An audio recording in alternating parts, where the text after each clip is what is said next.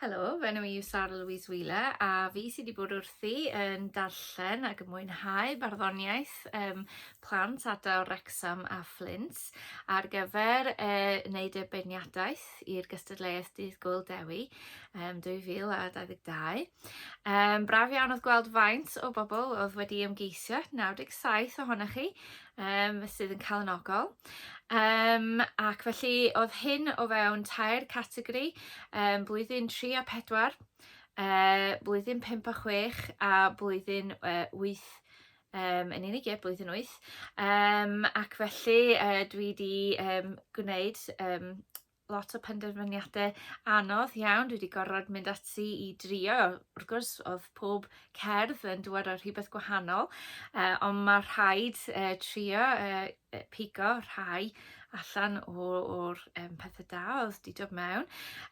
Nes i fwynhau yn fawr iawn dysgu fwy am ardal y Wyddgrug oherwydd un o'r themau oedd fy milltir sgwâr. Ac felly oedd lot ohonoch chi wedi mynd ati siarad am yr Wyddgrug a hefyd am eich ysgol, ac o'n i'n gweld hynna yn braf iawn bod chi i gyd yn hoffi eich ysgolion cymaint ac yn mwynhau sgwennu amdano nhw. Daeth 42 cais i law yn blwyddyn 3 a 4. Sydd yn andros o lot. Oedd rhan fwyaf ohonyn nhw o Ysgol Glanrafon, heblaw am un cais gan Ysgol Maes Glas.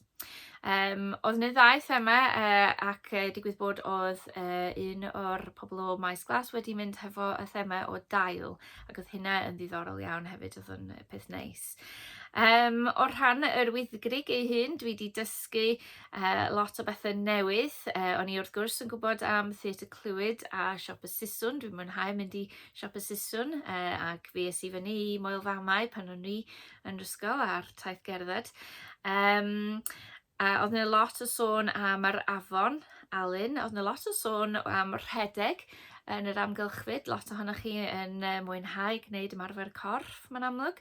Nes i synnu clywed cymaint am McDonald's a Wetherspoons a Tesco, ond mae heini yn bwysig yn yr ardal yn ôl y cerddi. A dwi hefyd am wneud yn amser i fynd i'r Wyddgrug i ffeindio allan fwy am yr Olwyn Dan a Siop Sbafens a Llaeth Dy Mostyn am ysgytlaeth. Felly, yn trydydd o Ysgol Maes Glas oedd Amelie Warren Adams. Oedd hi wedi sgwennu am dail ac oedd hwn yn cerdd cwbl penrhydd ac roedd hi'n hyfryd, oedd hi wedi cael ei gosod neis ar y dudalen hefyd. Felly oedd yna ddefnydd dda o disgrifiadau i greu delweddau a hefyd technegau barddol megis oferu ac oedd yna llif a rhythm da i'r cerdd a oedd yna chyseinedd hefyd. Oedd yna 1 neu 2 o geiriau fyswn ni yn newid yn defnyddio gair gwahanol megis disgyn yn hytrach na gostwng ella. Ond ar y cyfan oedd hi yn cerdd hyfryd ac yn ymgais dda iawn. Felly, diolch yn fawr iawn a llongyfarchiadau i chi. A wedyn yn gydradd ail, dwi yn neud hyn yn aml oherwydd dwi methu gwahaniaethu rhwng 2 cerdd. Oedd Violet a Joey, 2 o Ysgol Glanrafon. Violet yn gyntaf felly, mae'r gerdd hon yn dechrau'n annisgwyl. Trwy nid yn unig crybwyll bod Moel Famau yn yr ardal ac fod y defaid yna, ond hefyd fod y defaid yn swnllyd. Ac nes i hoffi hynna oherwydd mae'n manylun ella di pobl ddim yn sgwennu lot amdan, ond mae'n rhywbeth sydd wastad yn synnu fi am defaid. Dych chi'n gweld nhw, maen nhw'n edrych yn really cute a maen nhw'n fluffy, a wedyn chi'n cerdded heibio a maen nhw'n brefu a maen nhw mor swnllyd. Ac felly o'n i'n hoffi hynny, a hefyd mae'n manylder arall yn y gerdd. Nid yn unig mae'n y siopau, ond mae'n siopau neis. Nid yn unig mae'n y llyfrau yn y llyfrgell, ond maen nhw'n ddiddorol i'w darllen. A hoffais yn fawr iawn yr agwedd o leoli'r tref. Oedd hwn yn llinell rili dda. Y tref agos i'r ffin yw hi, ac nes i rili hoffi hynny. Dewi wedyn, hoffais y lefel o manylder eto, felly oedd yna rhywbeth tebyg rhwng y cerddi yma trwy crybwyll enghraifft fod mewn famau hefo golygfa arbennig. Roedd yna diddordeb amlwg yn hanes yn y gerdd hon, o'n i'n gweld hynna'n ddiddorol wrth drafod Daniel Owen, y trac trên a garmon oedd arwr y wyddgrig.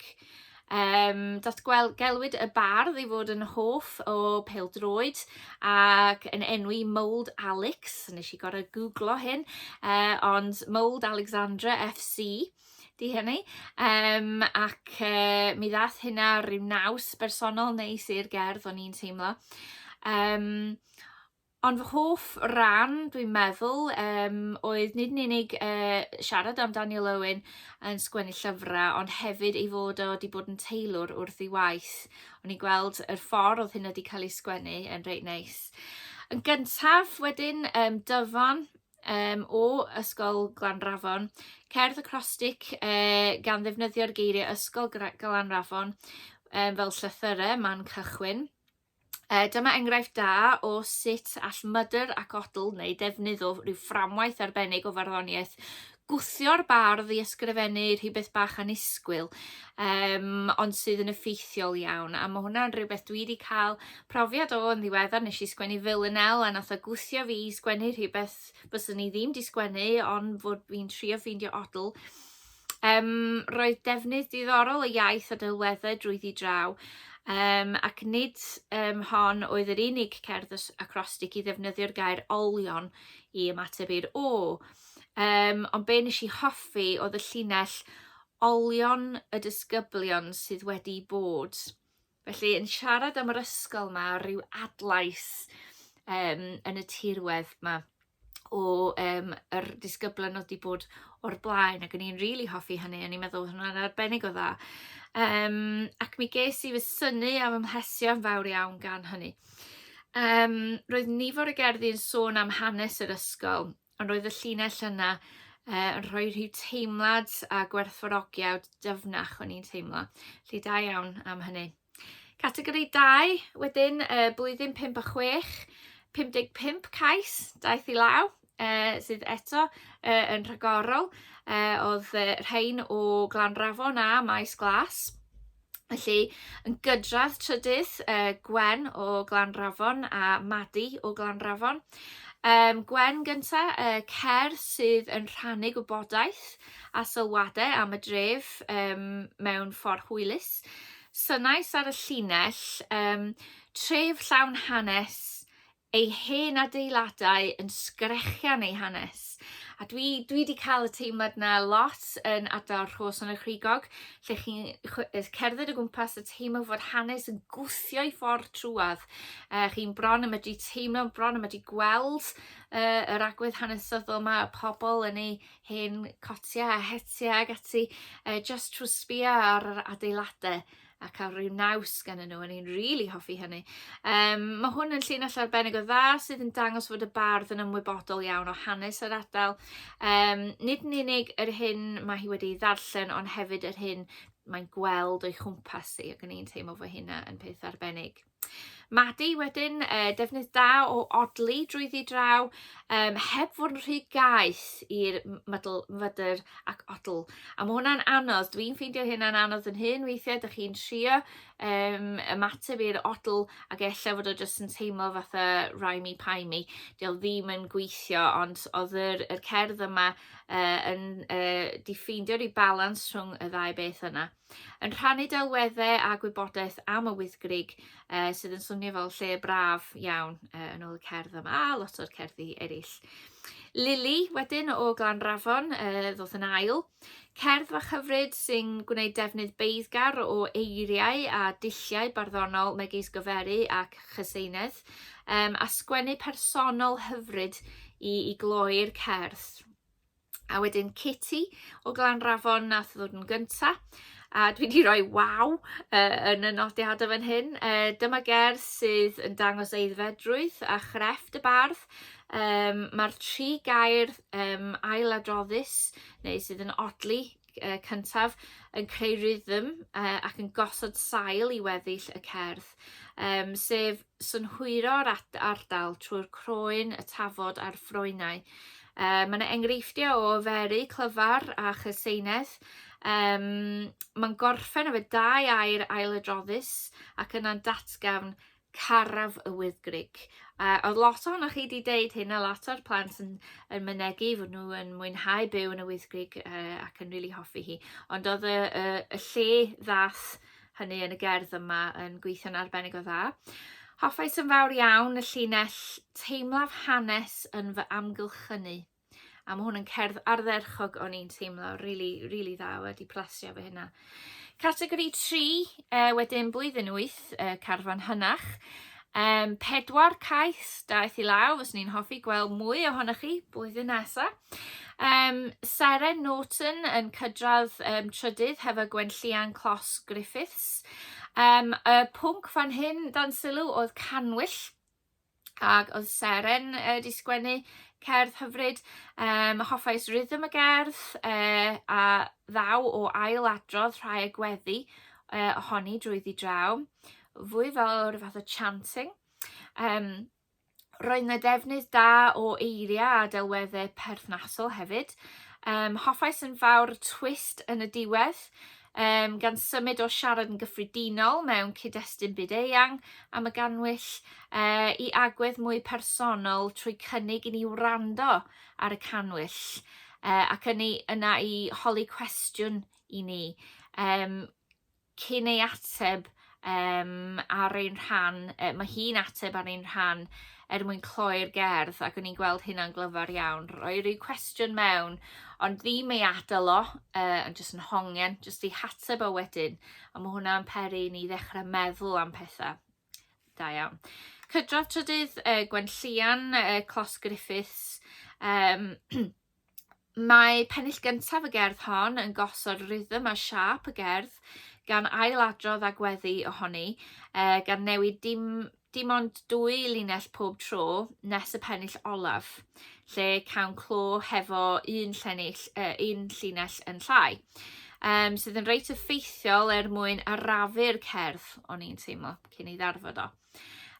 Hoffais yn fawr iawn y 2 llinell yn y pennill gyntaf, gweddio i dy dduw galara dros y meirw. Cymaint ystyr yma medrwn ni fel darllenwyr ei synfyfyrio. Mae'r llinellau eraill sydd wneud i sodlu wedyn y rhai ailadroddus yn y penillion eraill hefyd yn llawn delweddau perthnasol ac ystyr posib. Dyma gerdd sydd yn gwneud i ni feddwl o'n i'n teimlo. Alice Jones wedyn yn ail. Cerdd fer ond yn llawn delweddau a pethau annisgwyl. Hoffais y ffordd roedd y gerdd yn dechrau hefo'r teimlad dinod bron, y ganwyll yn llosgi y dwylo wrth i'r cwyr dod dros yr ochr, dwi'n cymryd. A chi'n diwedd y pennill gyntaf, mae'r ganwyll yn siarad hefo'r bardd, gan ddeud ei bod yn saff lle mae hi. Felly mae'n newid di digwydd o fewn un pennill yn fanna. Erbyn yr ail bennill, mae'r canwyll yn fwy symbolaeth, trwy roi gobaith a chymryd y tywyllwch o'ch cyfnodau digalon. Yn y drydydd bennill, mae'n trawsffurfio mewn i ryw trosiad wedi ei wireddu'n llawn. Felly, o'n i'n gweld oedd y ganwyll di bod ar ryw fath o siwrne yn fanna, ac o'n i'n hoffi hynna. Ac yn gyntaf, E.R. Parks. Cerdd arbennig o dda oedd hwn, mae o'n wneud defnydd da o delweddau, trosiadau a technegau barddol megis goferu, cyseinedd ac ailadrodd rhannau o'r mynegiant. Cerdd sydd yn gwneud ni feddwl ac yn ein gwthio i dadansoddi. Dyn ni moyn gwybod beth sy'n mynd ymlaen yn y cerdd, ni'n darllen am fwy nag unwaith, ac oedd hynna'n effeithiol iawn. Felly, ie, dwi wedi mwynhau beirniadu, darllen y gwaith a dysgu fwy am yr wyddgrig ac am sut ydych chi'n teimlo am dail ac be mae canhwyllau yn medru ysgogi o fewn cerdd, ac felly dwi'n edrych ymlaen yn fawr iawn at gwneud fwy o gwaith barddonol yn yr ardal lleol, ac ella gwneud un neu ddau o gweithdai rhywbryd, ac yn sicr at gweld fwy o cerddi blwyddyn nesaf. Diolch yn fawr iawn.